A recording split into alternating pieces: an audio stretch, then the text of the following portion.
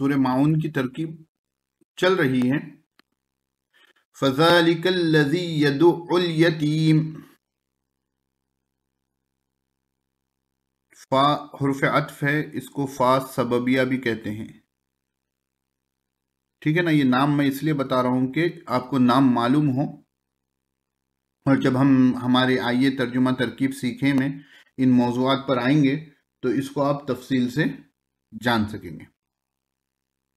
ذالکہ مبتدا ہے، ذالکہ مبتدا ہے، ذالکہ مبتدا ہے.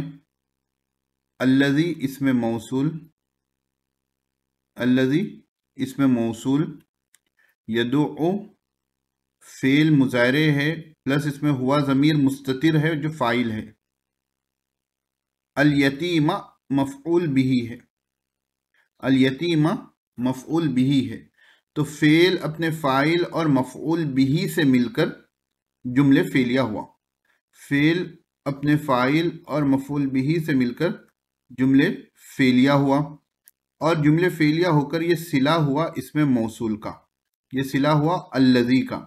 اس میں موصول اپنے صلے سے مل کر یہ خبر ہوا، اس میں موصول اپنے صلے سے مل کر خبر ہوا، اس میں موصول اپنے صلے سے مل کر کیا ہو گیا؟ خبر ہو گیا.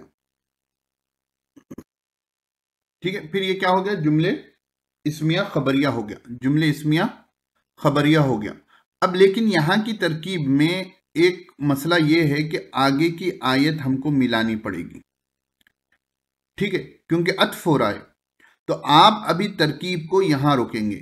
الذی اسم موصول، یدعو الیتیم، فعل پلس فاعل پلس مفعول بہ ہو کر یہ ہو گیا آپ کا معطوف علیہ، یہ ہو گیا آپ کا معطوف علیہ.